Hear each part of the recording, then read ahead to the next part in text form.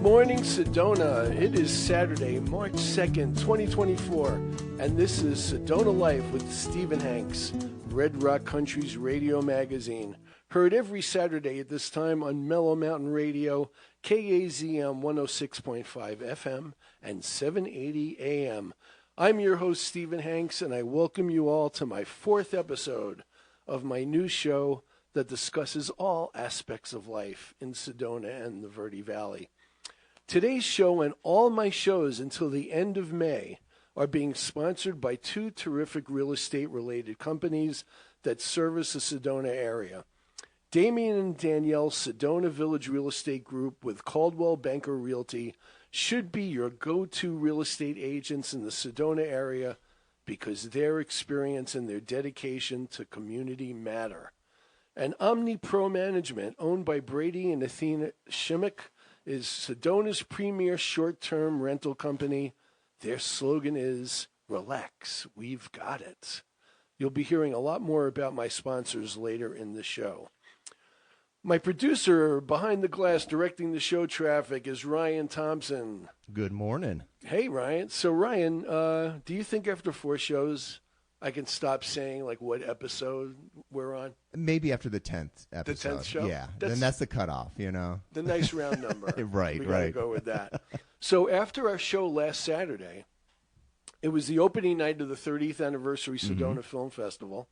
And when I arrived with my wife, Bea, who we call the Woman Warrior here. I love that name. Thank you. There you were with Mellow Mountain Radio owner of this station, Chuck Hillstein, playing tunes outside the entrance to the Sedona Performing Arts Center. Was this your first time at the film festival? It was, and it was absolutely amazing. It was opening night, so yeah. It was really cool. It was really cool. I got to see a couple actors and actresses that I knew, and I'm like, oh my God, I know you. I love you. Yeah. And the people were just really fantastic, really friendly, coming in, smile. We had a couple ladies dancing their way through. Yeah, because you were outside playing music outside the entrance, so when people were coming up, that was the first thing they saw. Exactly. Was you guys. Yeah. That was great. Good exposure for KAZM. Yeah. I should have had a big Sedona Life with Stephen Hanks sign out there. Right. So, by the way, since I mentioned the Woman Warrior, I have to give a very special shout-out to my wife, Bea Hanks, who is celebrating a birthday today. And once the show is over, we're going to be spending the entire day into this evening at Film Festival Movies, culminating with the live 7 p.m. cabaret-style concert by Lucy Arnaz, the very talented daughter of Lucille Balls and Desi Arnaz, the legendary. And guess what, folks? I'll be chatting with Lucy Arnaz later in this show about her concert tonight and also a bit about her fascinating career. You know, Ryan, I decided the theme of today's show would be, It's a Festival.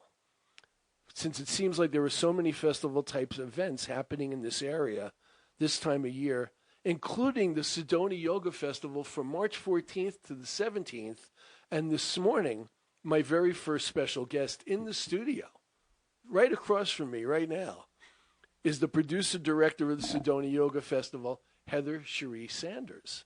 But before we chat with Heather, it's time for our regular weekly top-of-the-show segment, Stephen's Sedona Scene, when I tell you all about some events and meetings happening all over the next week in Sedona and the Verde Valley.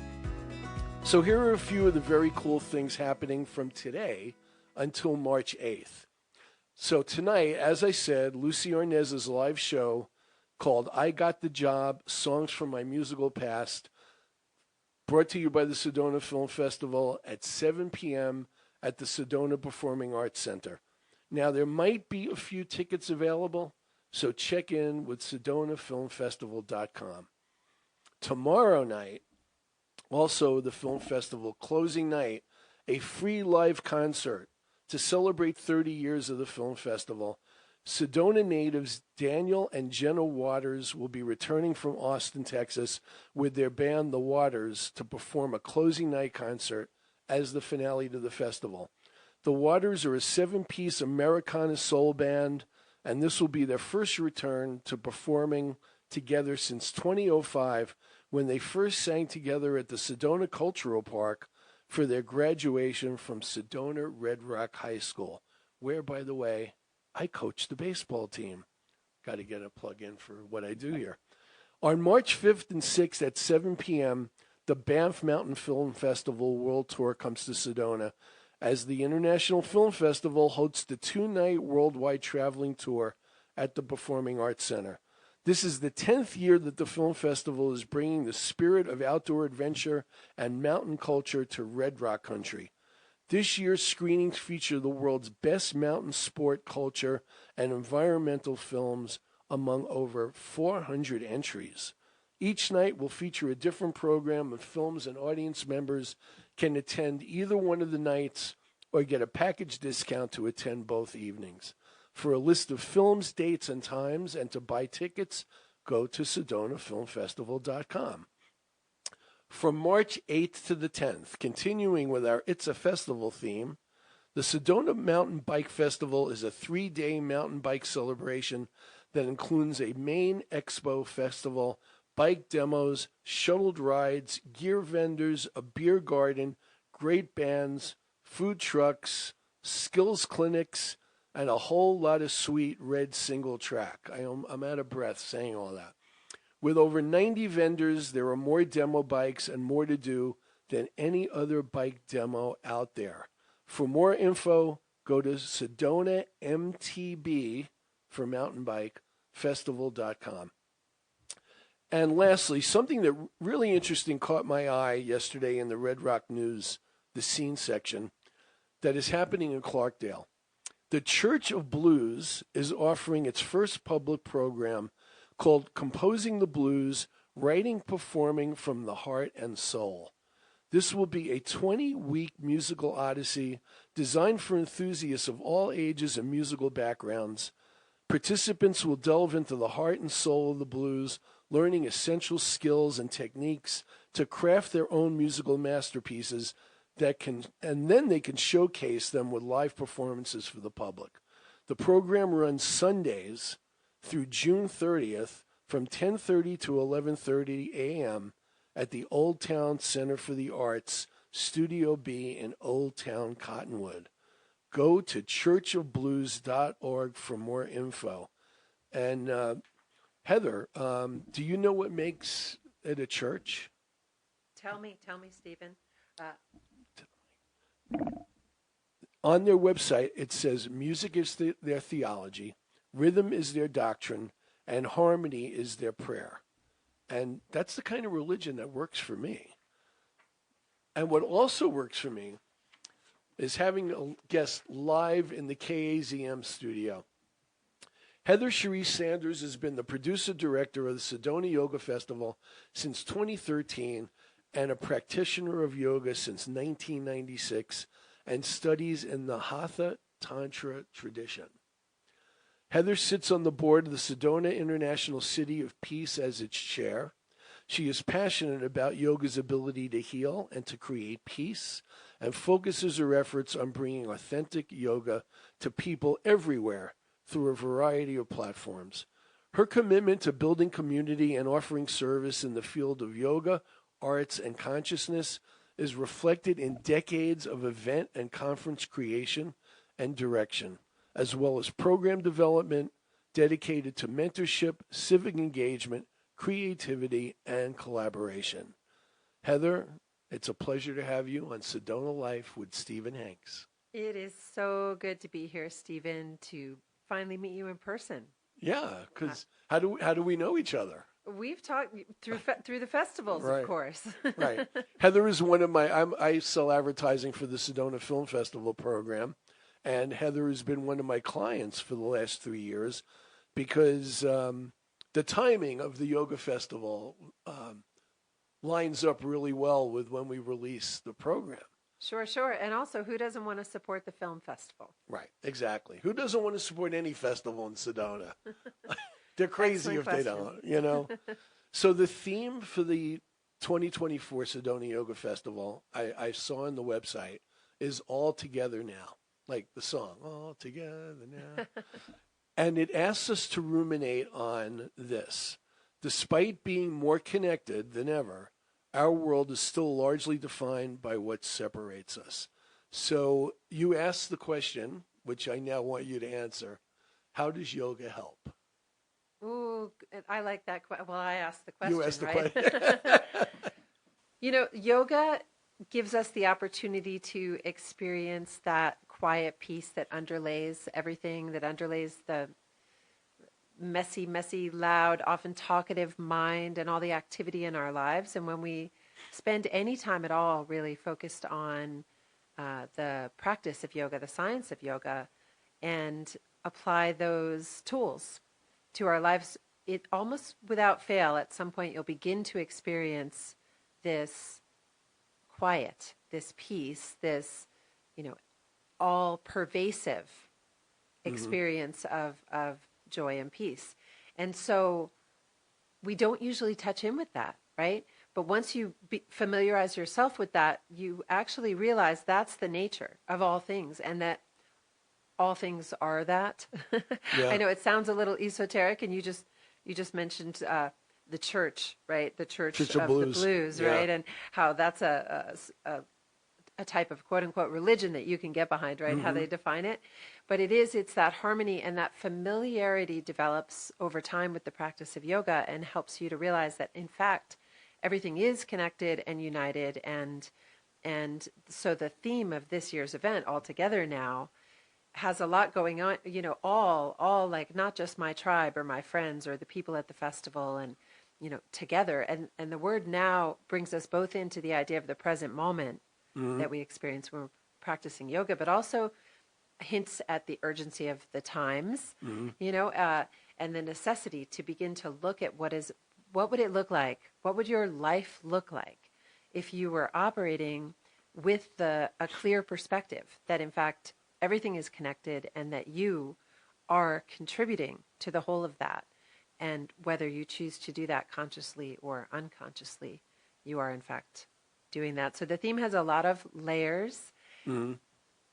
Yeah, from a personal perspective, I've been an athlete my whole life, probably since I was a teenager. I still play baseball at my advanced age. So I've had issues like everybody does when they're doing athletic activities later in life. Back problems, neck issues, leg, whatever it may be. And I've had a lot of friends say, you should do yoga and not just go to the gym, not with just have a personal trainer, but do yoga. And then I also have other friends that think it would be a good idea if I start meditating.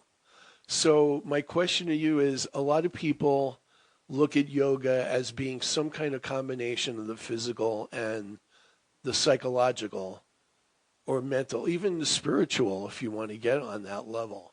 So what's your view of the combination of different things that yoga signifies? Well, as an athlete, you're familiar with the zone, right? Right. You get in the zone, and right. it's just this tool of bringing the mind and the body together, and then you get really focused. Right. Right. So it's not even yoga or meditation. Meditation is one of the 8 limbs of yoga. Mm-hmm. And here in the West, myself included, over these last couple of decades, we've been exposed to yoga as a physical practice. We've got yoga leggings, and we've got yoga outfits, right. and we've got, 75-minute yoga practices where everyone's doing the same thing. But the reality is yoga has thousands of techniques. And I always like to consider that when programming the festival, that those thousands of techniques are there for a reason, because there's an access point to yoga for everyone. Right.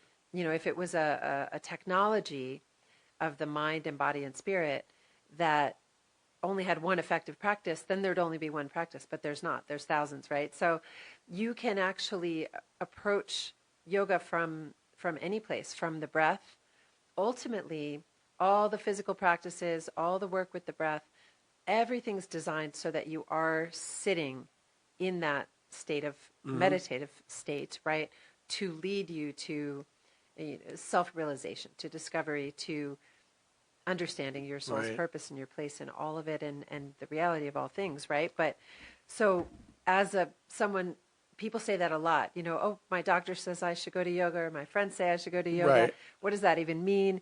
And, I'll say it's a little harder than it was the last few years have had a huge impact on studios. So many studios have closed, and so you can go try different things is what I encourage, but I see so much potential in the practice. One thing that has been created out of these last few years that's incredible is this ability to access it online. But of course, I would say a festival is an amazing place to be exposed to all the different ways that one can get into a yoga practice. Well, and not to mention being in a huge like-minded community for 3 days, right? I mean, For sure. so tell us, so specifically about this year, what's going to happen at the festival? What programs? Tell us how many people are coming, how they can sign up, all that good stuff. Okay. So since February 2013, we've done the SEDONA Yoga Festival, and it's about 1,000 to 1,200 people that come. Well, that's cool. Mm-hmm. From really all over the place. Sedona's a destination, of course, Sure. right? And the conference is well regarded throughout the world in the field of yoga. And so we have, what I do with that 1,000 techniques is have a lot of presenters instead of just, 12 famous yoga teachers. I like to have, 50, 75, 100 some years, different presenters. So it starts on Thursday Right. and runs through Sunday night. Okay. And we do a whole variety of classes and workshops. So someone can come in and get an all-access pass for the whole weekend, create their own schedule, choosing the classes that they want to go to. There are times that we're together, and we're at the Hilton Sedona Resort at Bell Rock this year, and it's great. One of the things we have for the local community that started several years ago is kids yoga throughout the weekend. So, that's nice. yeah, if you want to come and check out concerts or check out the vendors or do a couple of class drop-ins. If you actually want to see children in Sedona, the rare time you can see children in Sedona. There were a lot of kids last year. It was awesome. So it's like 8 a.m. to 5 p.m. every day, Friday, Right. Saturday, Sunday. Totally by donation, a really creative program. It's really, really awesome. So we also have concerts and vendors, and in addition to all the classes, right? But we've included a 20-hour training for yoga teachers for I was just going to ask you yoga. about teachers. Yeah. If people come to learn how to teach. They do. And it's really interesting because 2 out of 3 people who come are yoga teachers, and they want to learn more, and they want to be together in community, and It's a continuing education program. totally. Yeah. It is. That's great. It is a lot of valuable information to be learned. And then a lot of beginners come for the reason that I said before, the opportunity to say, well, what is yoga? What are all these different kinds of yoga? Where do I even start? Right. Yeah. So we offer a 20-hour trauma-informed yoga training for teachers every year at the festival. We've trained over 1,000 teachers in person and another 1,500 to 2,000, I have to check, online through a partnership with a major platform. Yeah. That's incredible. Before the show when we were talking, I told you that I once took a hot yoga class. What is hot yoga part of your festival, or is it a totally separate kind of discipline that is outside what people think of as conventional yoga, if there is such a thing? Sure. Well, hot yoga is wildly popular. The studio itself needs to have tools to keep the temperature and the humidity just so, right? So we don't do hot yoga at the festival, but there are definitely similar sequences and such. It comes down from a classical sequence. So, yeah, hot yoga is very, very popular in northern Arizona and in the desert. One might be surprised to find. Yeah. So speaking of popular, what have you found over the years is the most popular programs or classes that you do at the festival? We do a ton of fun classes. Everything from, Ian Finn and DJ Taz Rashid are going to do a nighttime flow with headphones on and just the whole works, the lights, the fun.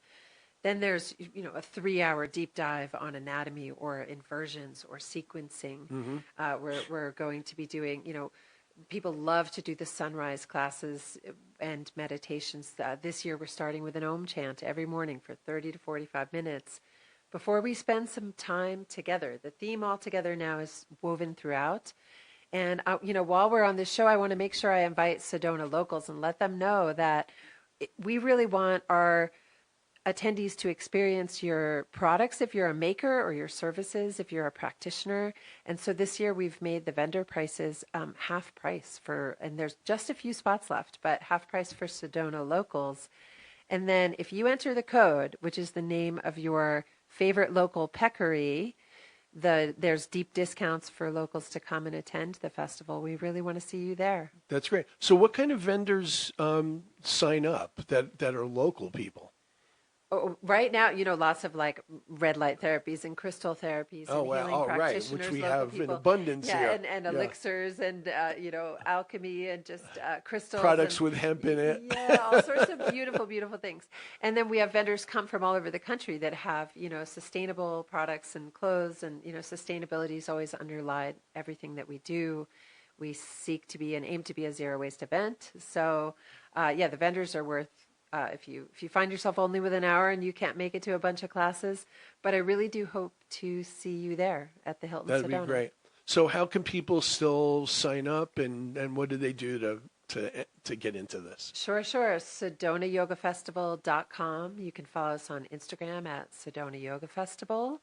And, we always work with, we need our angel support too, so you can sign up and volunteer and trade some hours for a free pass. And yeah, we'd really, really love to see you be a part of the festival. So what are you going to be doing all this time during those 3 days?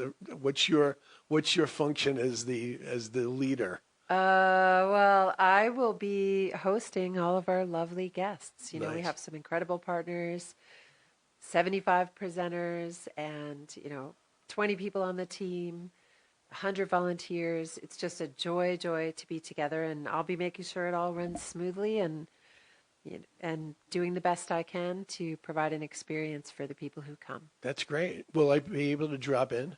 Absolutely. You for sure will. Yes, please. All right. I definitely do want to check it out. And, my friends who have been encouraging me to do yoga, they keep pushing me.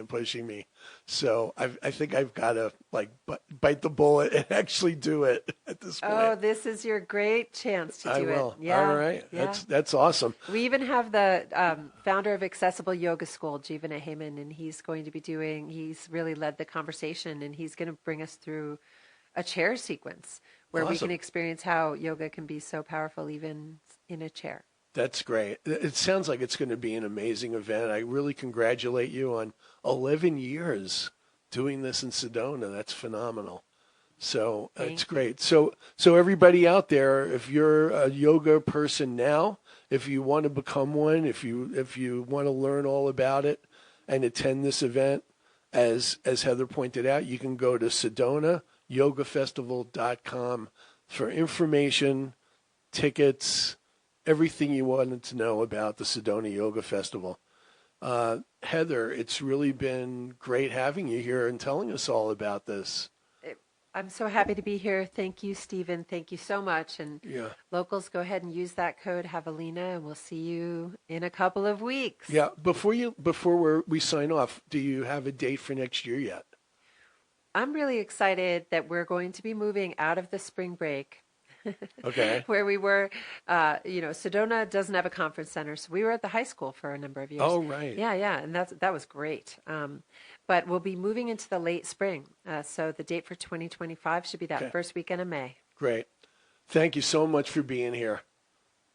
Thank you, Stephen. Okay. So now I'd like to highlight my two terrific sponsors of Sedona Life with Stephen Hanks, who are going to be my sponsors over the next 3 months. Damian and Danielle, Sedona Real Estate Group, and OmniPro Management. Nestled in the heart of our breathtaking Sedona, husband and wife Damian Bruno and Danielle Gian have not just lived but flourished for over 20 years in the Verde Valley. As pillars of the village of Oak Creek, they've raised a family, volunteered tirelessly with the Rotary Club of Sedona Village and Sedona Village Partnership, and have been the proud organizers of the beloved annual community barbecue in the village of Oak Creek for over a decade. Their roots run deep and their commitment unwavering.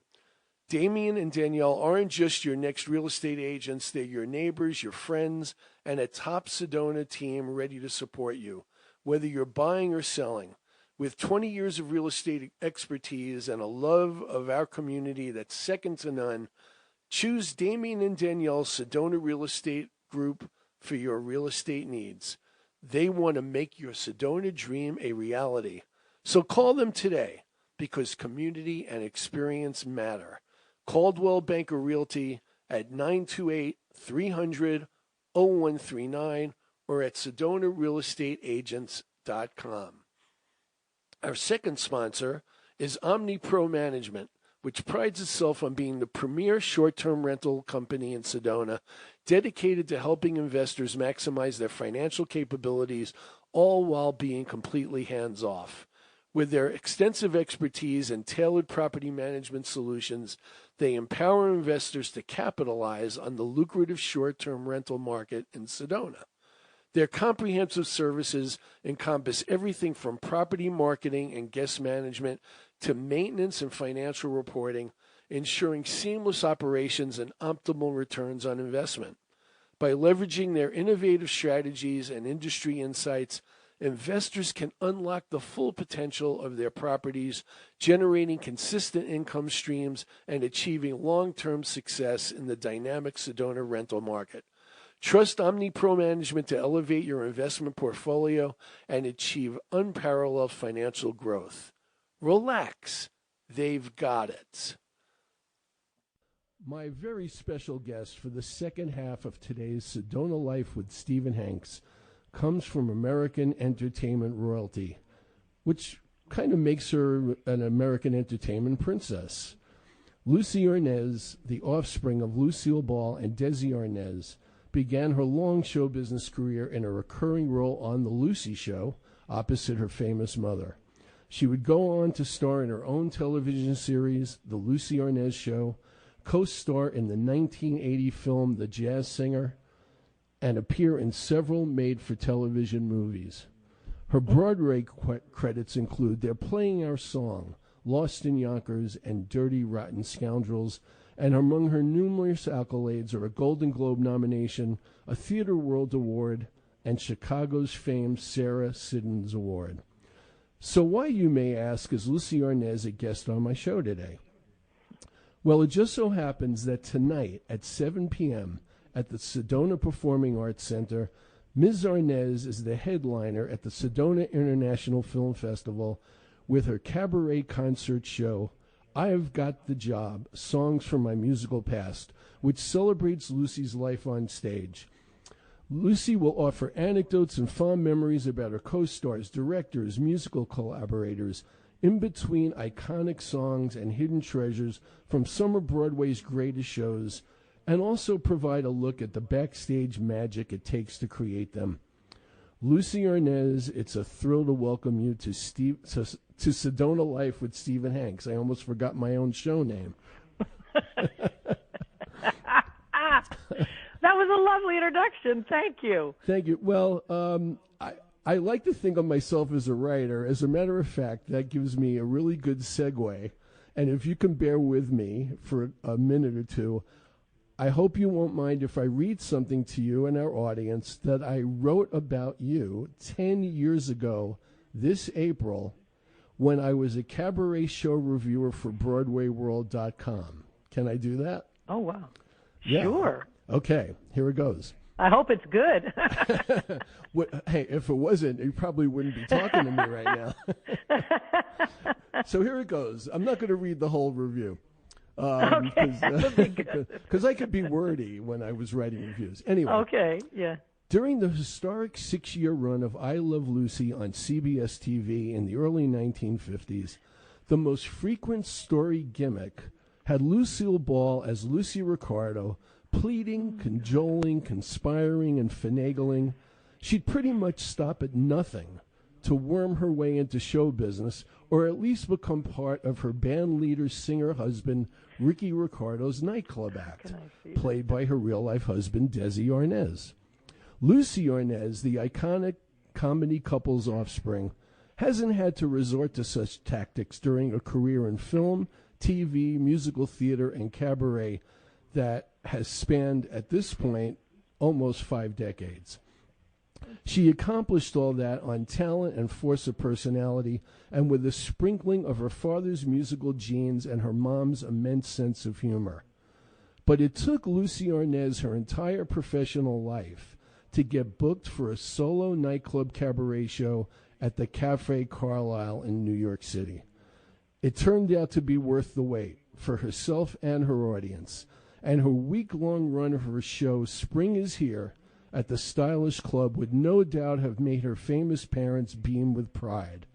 Lucy might have erupted into a joyful crying jag, while Desi would have quelled in his signature rapid-fire Spanish, because when it comes to her performance on a cabaret stage, Lucy Arnaz doesn't got some splaining to do. That was the beginning of the review 10 years ago of the show you did at Cafe Carlyle. Well, that was very clever of you. Wasn't it? So here's my question. Figure out how to launch into talking about me via that show. And I was wondering where you were going to go with that. I said, oh, okay, it's all about I Love Lucy. And I remember the review now that you read it to me, and it was really very clever, and I appreciated it. Thank you. I'm glad you liked it. And look, when I reviewed shows, I tried to be as objective, as honest as possible, and give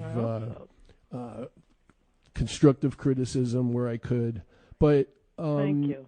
The show at Cafe Carlyle, how will your show tonight differ from the one that you performed 10 years ago?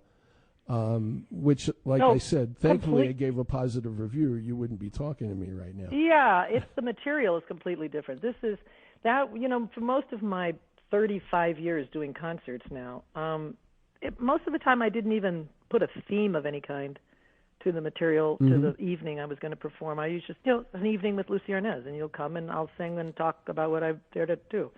And but recently I had some ideas for stuff, and that was one. I realized that so many of the songs that I had been doing were written about love, not all ballads like romantic-y ballads, but like I said the joke in the show, finding, the falling, the fantasies, the foul-ups, all the F words. Right. And because almost every song you find is written about some form of that. Right. It's weird. That's the most common subject matter in all songs written, and there's a few comedy songs along the way about something completely different. But most songs, believe it or not, are written about one of those items. And so, but recently, I was thinking about, okay, I got to do another show. I've done that show several. I've done 6 or 8, all different kinds of shows. But I thought I've never done a show about the reason I do concerts, which is that I started in the musical theater. Right. And if it wasn't for doing musicals, I wouldn't have had the nerve to go out with a band and try to do live concerts. So I thought, but I've never looked back at that opportunity. And when I did, and I thought, my God, I've done so many really great shows, like shows that were written by some of the greatest composers we ever had. Oh my God! Irving Berlin and the Carl Bayer Sager and Marvin Hamlish, for example. And the Marvins and the Gershwins and Stephen Schwartz and David Yazbek. And I've had an opportunity to work with a lot of these people and to perform their amazing stuff. And I've got hilarious theater stories that go along with it. So my musical director, who's been with me almost from the beginning, Ron Abel. I know Ron very well. I've reviewed many shows that he was musical director. Indeed. Yeah. He started with me 35 years ago, and except for 1 or 2 times when he's already booked and I get a gig and I can't use him, like Sedona is one of the few, that is one of the few times that I'm not working with Ron, which is very, very, very unusual. But I have Michael Orland, who is cream of the crop. And but anyway, most of the time I'm with Ron, and we took a look at all. I said, let me just sit down and look at all the shows that I've done from high school till now. Oh, wow. What show did you do in high school? We did we did Oklahoma. We did Don't Tell Mama. We did The Boyfriend, and I was Ada Annie. But that's how you start. Exactly. That's how you get a sense of who you are and what your voice is like. Like what part do you audition for? How do you sound? But that's how you begin. And then summer stock and regional theater that led to national tours, and then Broadway, and the stories that revolve around them, and the people who mentor you, and the amazing directors and producers and actors that you share the stage with. and there's some silly, ridiculous horror stories along the way. But anyway, it made for a really interesting retrospective of that very important part of my life, and I had never done it before. So it's really kind of the most authentic show that I've ever put together, because it's really this show, 100% me. Yeah. Now this show has been actually kicking around for a while. I know you performed it at 54 Below in New York. Maybe I've done it 4 or there 5 3 years times, ago. and they keep asking me to bring it back. I have to bring it back again in July because they wanted 5 more nights. And I said, you got to be kidding me. I've done the same show there for 3. He said, don't worry about it. There were 2 years of pandemic in between, you know. That's right. And that's yeah. the truth. I started the show just before the pandemic, at the end of, like, the middle of 2019 or something. And then I was booking lots of dates, and then, boom, everything shut down, as you know. Yeah. And so then I spent the year following the pandemic trying to reschedule all the dates that got canceled. And so it seems like I've been doing it forever, but in fact, if I add up all the dates I've done, there haven't really been as many as I would have done if we had never had a pandemic. So Did you have to do a lot of rehearsal for this current round of shows, or did it just come pretty easily? Oh, you know, whenever I've been down for a while, if I haven't done a show for a month or 2, I always go back into rehearsal. Right, Just by myself, if not with Ron, because he lives in New York. I now live in Palm Springs, California. So I have tapes that I work with, and I work by myself in my car. I work wherever I can work just to get it back in my head and all the stories, you know, make sure I know where I'm going with the stuff. And because you want to be prepared, but you don't want to be over-rehearsed either, so that it doesn't – I still want it to sound like it's me telling a story in a living room. You know, it's not stuff that's has to be verbatim exactly the way I wrote it. I'm curious However, about – yeah, I'm you curious have to about, also – Go ahead. I'm sorry. I was just going to say, however, there's also a time limit when you're on stage, especially if you're a club like 54 Below, where there might be another show after yours. Right. So you can't drift too much with what you're saying. So you have to have it written down so that you get a sense of how much you have to say and how fast you got to say it. You know. Right, unless you ahead. get 5-minute standing ovations between songs, and then You never know. Then what are you going to cut? Yeah, exactly. So I want to tell you something that I think you'll get a kick out of if you don't already know this.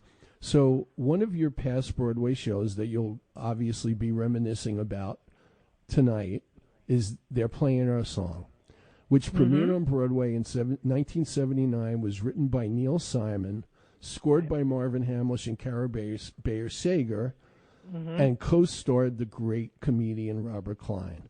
Now, I don't know if you know this, but, and what I think is a great bit of serendipity, 1 month from now, Robert Klein is getting a Lifetime Achievement Award from the Bistro Award people in New York. And oh, yeah, I did know that, actually, because I can't be there. They asked me to be there, and I'm already going to be out of town. I'm out of the country. That would have I been know. Isn't that wonderful, though, for him? Yeah. I wish I could be there. I really wish I could be there, but I'm taking my whole family on a family reunion to Mexico, so there's no way I can be there. Gotcha. So without giving too much away, because obviously we want, people that are attending the show to be surprised and, not know anything in advance. What do you, when you talk about a specific show like They're Playing Our Song, or do any of the music from it, what's the structure, what's the dynamic of what you're going to cover with that material? Each one of these pieces are a little bit different. I'm leading a path to where I am now, so it's hard to answer that question. I try to keep it as chronological as I can, but there's no way I can do all the shows I've done. There's just not enough time to do numbers from every show and tell stories. And so it really is like, well, from that show, there's this little bit of song maybe, but then there's this hilarious story about everything going wrong on stage that night. And They're Playing Our Song is a really large segment of the show because it was a really large segment of my life. Right. And there's so much to talk about, from the audition to the actual playing to the people to what previews are like. That's a whole other thing. I try to, give a little education of theater along the way, and a lot of people don't understand what it's like to be in previews. A lot of actors don't have the opportunity to ever be in previews. Many actors only get the opportunity to be in plays that have been done or musicals that have been done before. Right. So you're getting an opportunity to do a new version of a play that's being done. But it was originally done by other people, and it was frozen in that form, and now you get the script and you get the music. But when you're putting a musical together for the first time, and you're in previews, every day you're doing the show at night after you open, and then every day you're back rehearsing. Mm-hmm. And every day they're throwing new material at you and throwing things out and changing dances, and people who had parts no longer. They got their character died, whatever. And yet you still have to go back that night and sometimes do the show from before they get the script done or the music done for the new changes. It's crazy. And I have an opportunity to talk about a song that almost went into the show. They were trying to replace I Still Believe in Love, Mm-hmm. which turned out to be a fantastic 11 o'clock number. But they weren't sure that was going to be it. So there's a very funny story about what happened in the meantime before they finally decided to go back to that. And other times I'm singing songs that my character didn't even sing. Like here's a fantastic story, and I talk about getting the audition for something, and I'll say, but in that show, my two favorite songs from that show are songs that my character wasn't one of my songs. But they're still great songs to perform. So it just depends. It depends on where I'm going with it.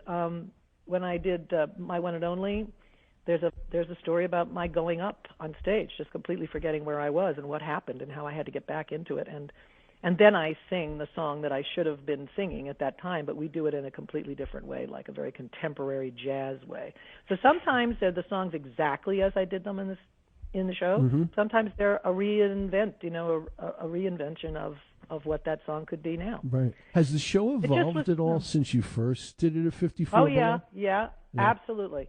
Yeah, that's because those are my previews, right? Like, exactly. You have to do a show. My husband's an actor, too. We always say 6 times 8, 6 weeks of 8 shows a week before you really know what's going on. Mm-hmm. And when you're putting something together, and I am the creator of the show and the performer and the director, it's hard sometimes because you need to get a cross selection of audiences' reactions, and if you don't get a good run of the show, like if you're interrupted or there's too many weeks in between, you don't really get a sense of whether it's working or not. So it does take a while. And then you say, you know what, we don't have to do it like that. That number can go. This should be like this. We've tweaked it a bit. Not too much, though, I have to say. What we came up with is it works. And I've gotten some of the best reviews for this show that we've ever gotten anywhere, and I have to think it's just because it's so authentic. It's all me. It isn't me trying to figure out ways to introduce a song that has nothing to do with me, but I just like the song. Yeah. When it's stuff that really happened, it's much more interesting, I think. Do you consider this, there's a definition of cabaret, the way it's performed at the clubs in New York. Do you consider this a strictly cabaret show, or is it more like Lucy Arnaz in concert that also can play It's a concert. cabaret? It really belongs in theaters.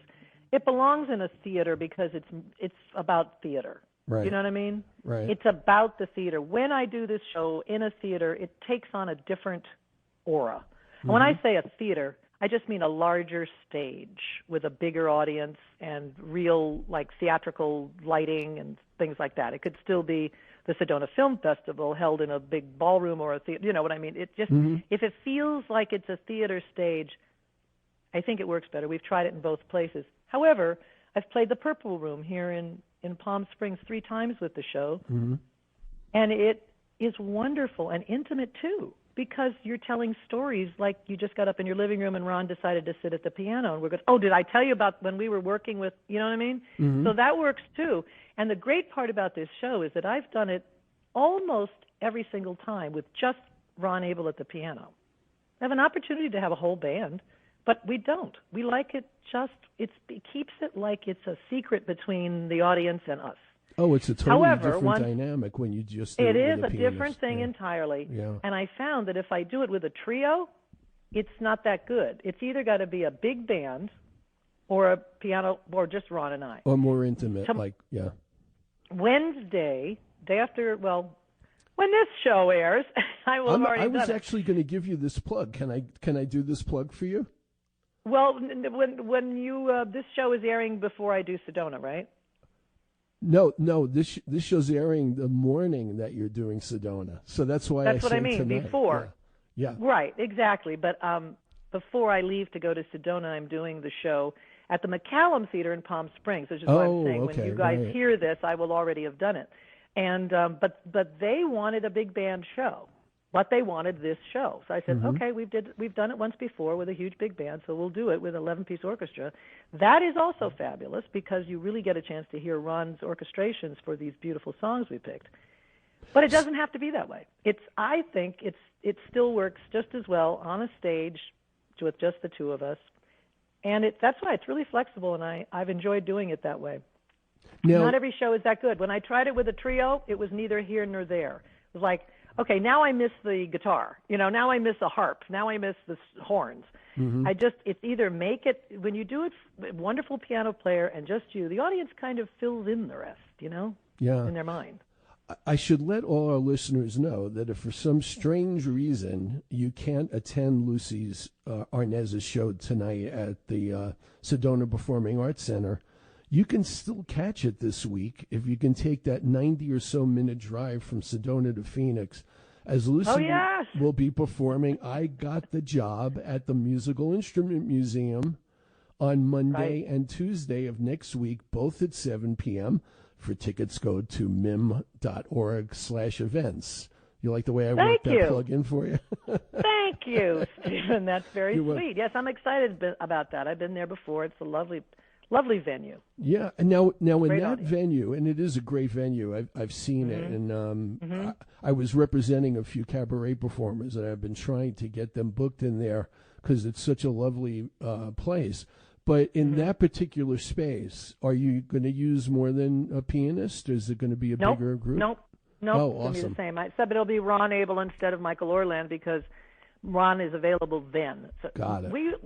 He just wasn't available for the Sedona Festival, so I thought, okay, well, I don't want to miss it. So Michael has played the show once before, and he's wonderful. Michael Orland was the musical director and coach on American Idol for 17 years, and he worked with Kristen Chenoweth and every other great performer you've ever known. And he's one of the funniest, sweetest people in the world. And he was the guy, happened to be playing for me on the very last show I did of this show before the pandemic hit.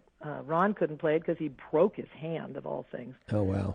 Yeah, and so Michael did the show, and then everything shut down. So he's lovely. We're going to have a great time together. I'm actually looking forward to doing the show with him again. And then Ron Abel will fly to Phoenix, and we'll do the musical museum together. That would be great. When you have music directors like that in your on your team, let's say, for lack of a better phrase, the comfort level in performing the shows must be off the charts.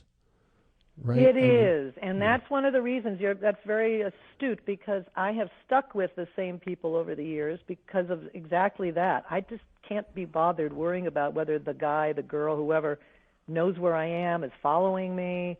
You just can't show up and hand anybody charts. It doesn't always work that way. I'm so fortunate to have worked with Ron Abel and people like Michael Orland or Billy Stritch or Ted Firth. For these 35 years, I've stuck with like the same small group of people because it's hard enough to go out there and just focus on what I want to say and how I want to do it. And I become, these characters when I'm in these songs, and I don't have enough space in my brain to worry about that he played the music wrong. Do you know what I mean? Or he's not following. I just need to know they're there with me. And the best musical accompanists like Marvin Hamlish was probably the king. They know when you're breathing. You can change things. You don't have to do it the same way every time. They're right there. They know exactly where you're going with it. I don't know how they do it. I don't know how they do it because I don't play the piano. But it's a gift, and I'm so grateful to work with the people I do. Do you write your scripts for these shows yourself, or do you have any help with that? No, I don't have any outside help at all. We don't have any directors or and I don't have any big choreography in the show per se. So I have taken to doing everything myself ever since the beginning, really. I wrote my first show, and unless I had a big, huge dance number, which I've had throughout the years, people like Michael Peters or somebody would, choreograph for me. But it's always been my stuff. I write it and put it together. Ron and I figure out what the show is, and then he lets me go ahead and write the patter, and we know kind of where we're going with. I want to go from here, and then he can't just do that right after that. We're going to need, a little break. We're pretty good about arcs and not to put too much of this together without a break.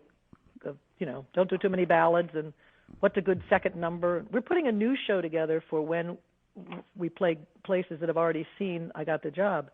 I was like actually next going to ask you December. if you had anything in the works. Well, we did. We already had a show in the works before the pandemic because we were expecting to play out all the dates we had with this show. Mm-hmm.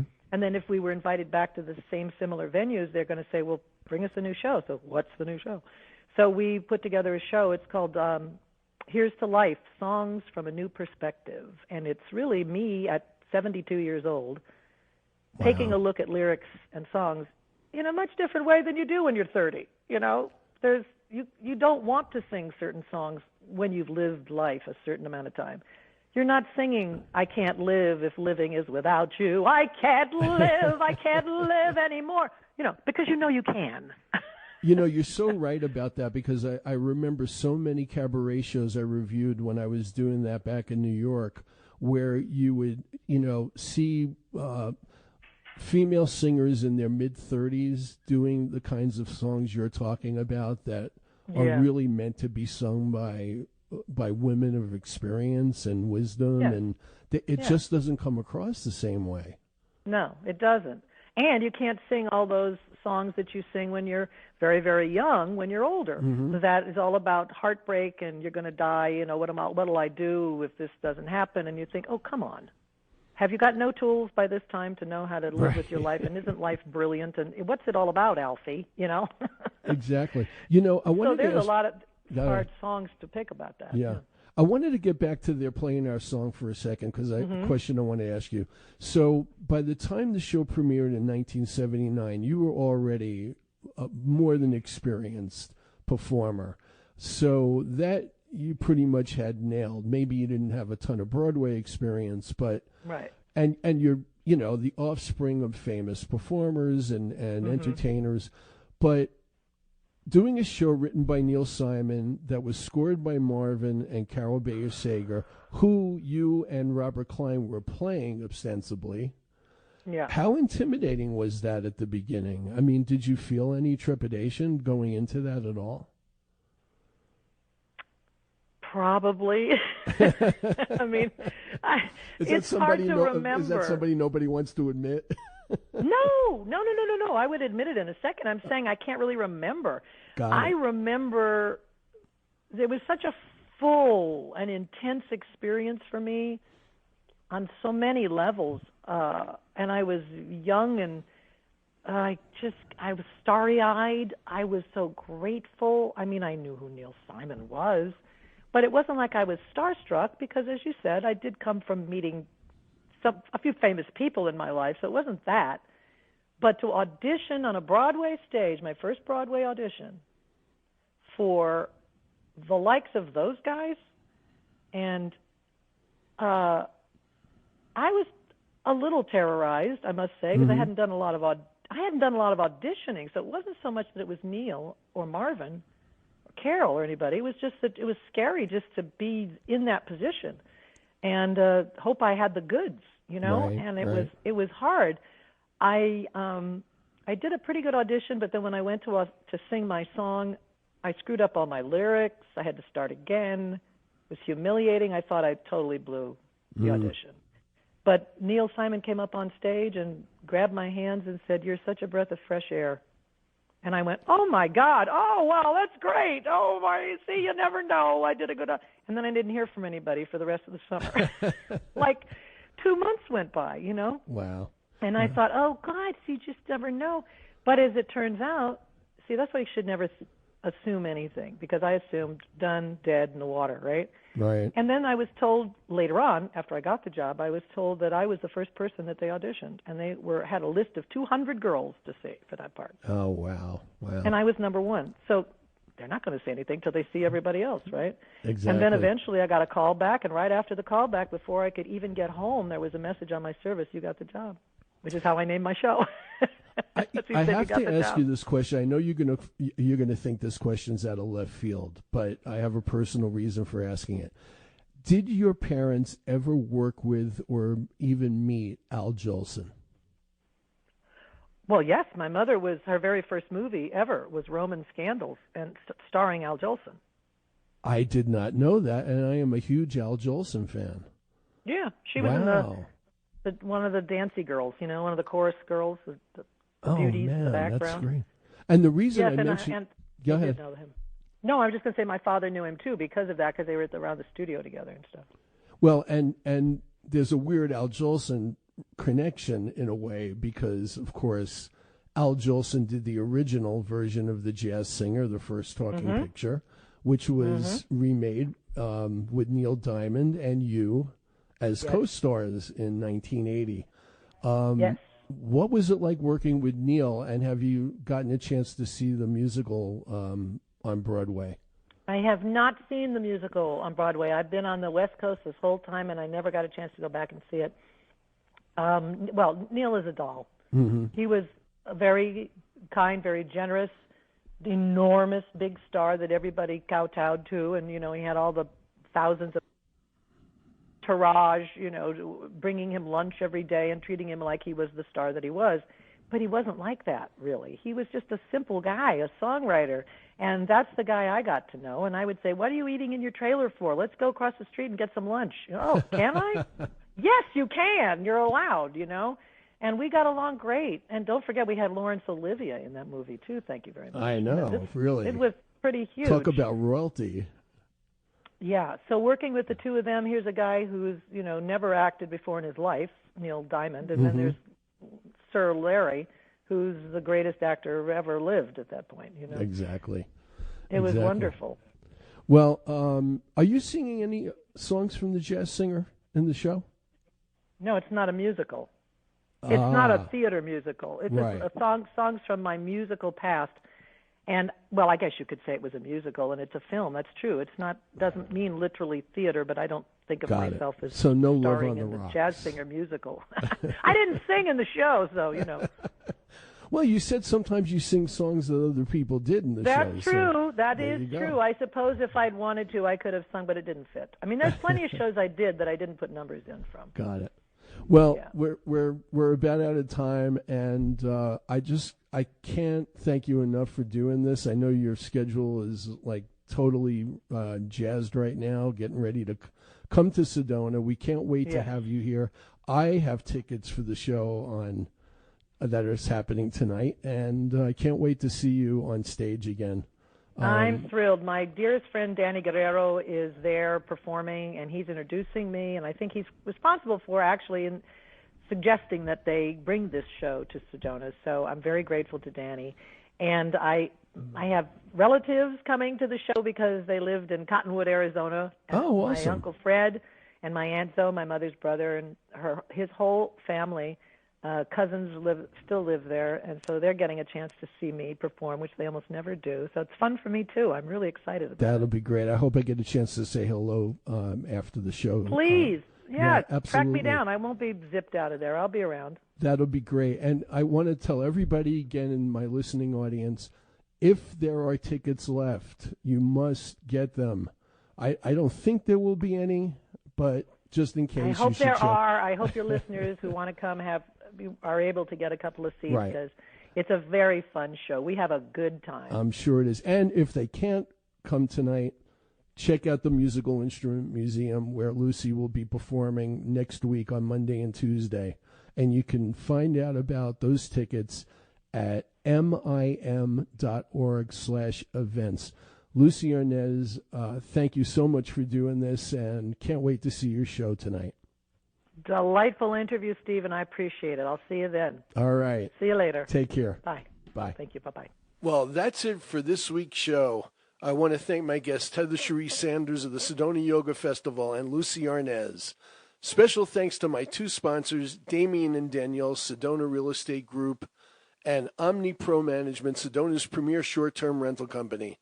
Next Saturday morning, we'll be talking politics with board members of the Democrats of the Red Rocks and Jonathan Nez, who is running for the Democratic nomination to challenge Republican Eli Crane to represent Arizona's 2nd Congressional District.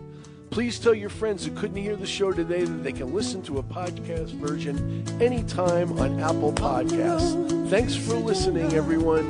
Talk to you next week. In my heart, the only way I know, on the road to Sedona.